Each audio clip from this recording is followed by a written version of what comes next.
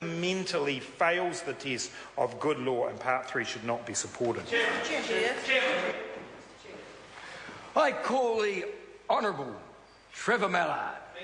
Thank you, Mr. Chairman. And I want to start off by picking up a point which was referred to by my colleague Grant Robertson in his speech, and that is what I consider particularly offensive comments by the Minister, that if people are opposed to parts of this or part of the direction, then they are effectively supporting terrorism.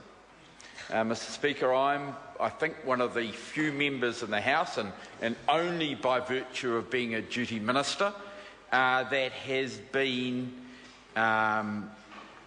involved in what was a very serious threat to New Zealand. I only, as a result of that, have some knowledge of the systems at work. It wasn't part of my regular responsibilities, but the fact that I happened to be on duty when a particular, what was potentially a massive incident or series of incidents occurred. Mr. Speaker, I, with my colleagues, moved heaven and earth in order to mitigate that threat.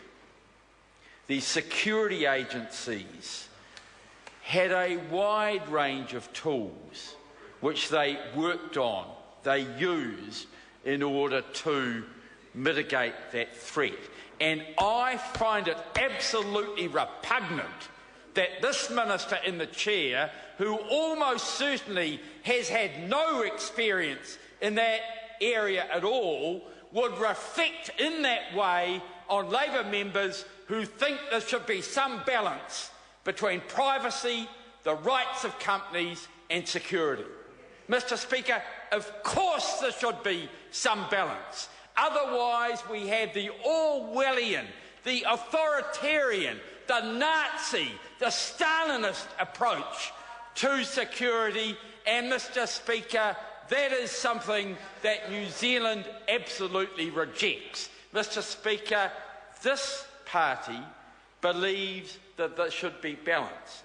Mr. Speaker, this party believes that if a case can be made by a security agency, then our party will take it seriously and, if necessary, make amendments to the law. But what we have here is a relatively junior minister who is telling us that we don't care about the security of New Zealand. Well, I say to that minister, shame on you, because what that minister wants is a sort of approach, the sort of blank cheque, the sort of ministerial power to do anything to New Zealanders that she wants or that her colleague, the Prime Minister, wants, in a way that is unacceptable in a democracy, Mr. Speaker. Look, I think my colleagues know, and I certainly know that my Green friends feel, that I'm no bleeding heart Liberal.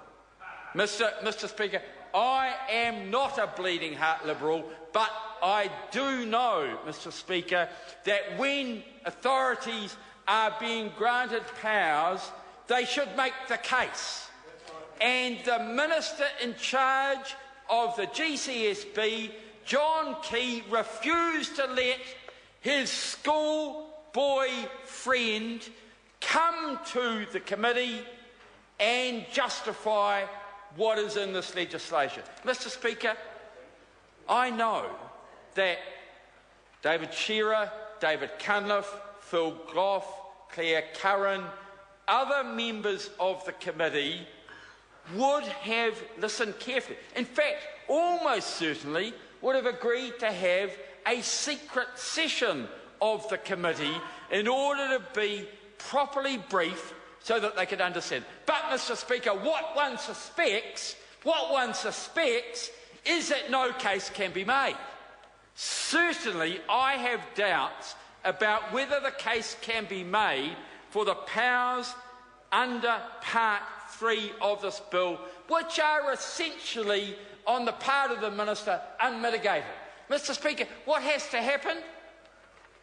The Prime Minister's... Mr Chairman. Honourable Trevor Mallard. Mr Chairman, what has to happen?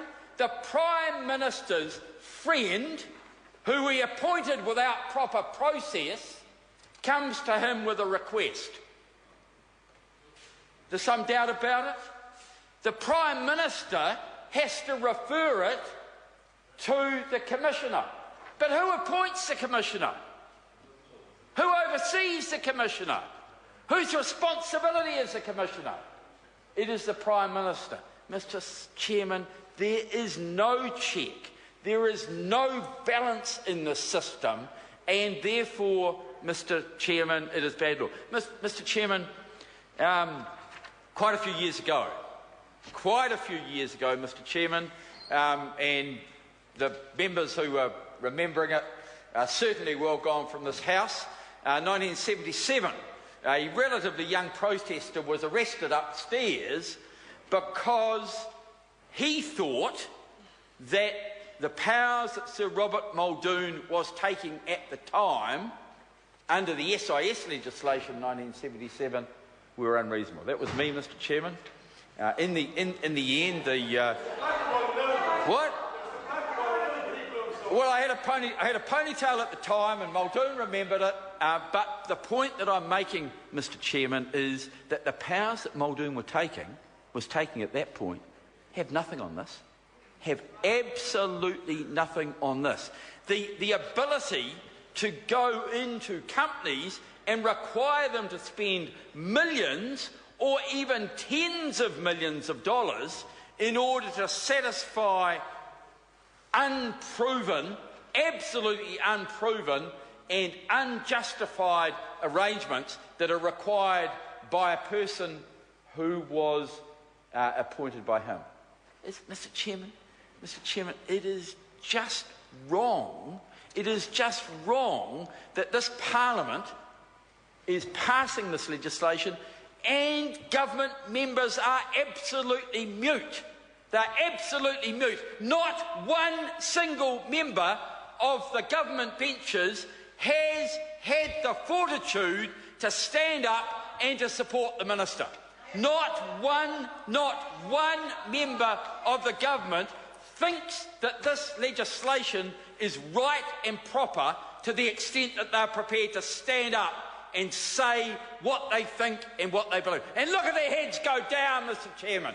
Look at their heads go down. They are ashamed, they are embarrassed, because they know, Mr Chairman, that the National Party of Jack Marshall, the National Party of Keith Holyoake, even the National Party of James Brendan Bolger would never pass this sort of illiberal attack on companies that want to work in New Zealand. And, Mr Speaker, what is worse, it is an uneven attack.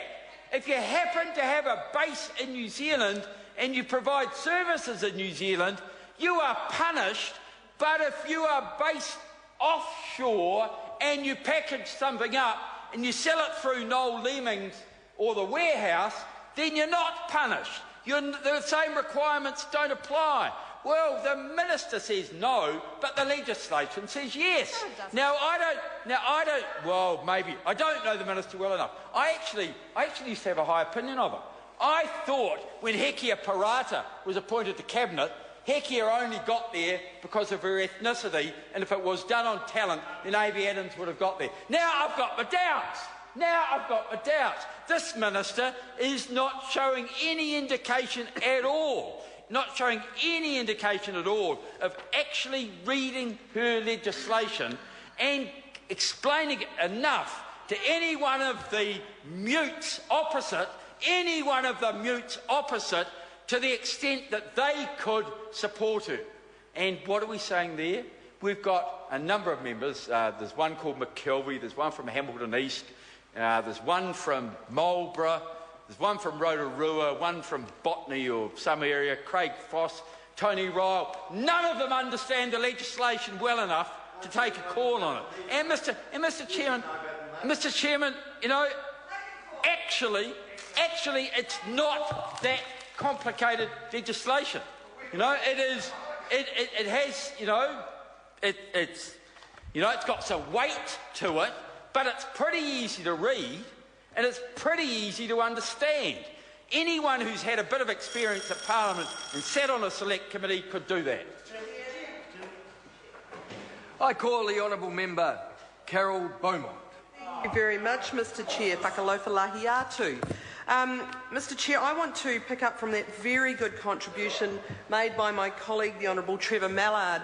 And I think that people listening to this debate will hopefully have got the seriousness of what we are talking about here tonight. And we're speaking about Part 3 at the moment of the Telecommunications Interception Capability and Security Bill. Now, this part relates to network security, clauses 43 to 54, and supposedly is around preventing, mitigating or removing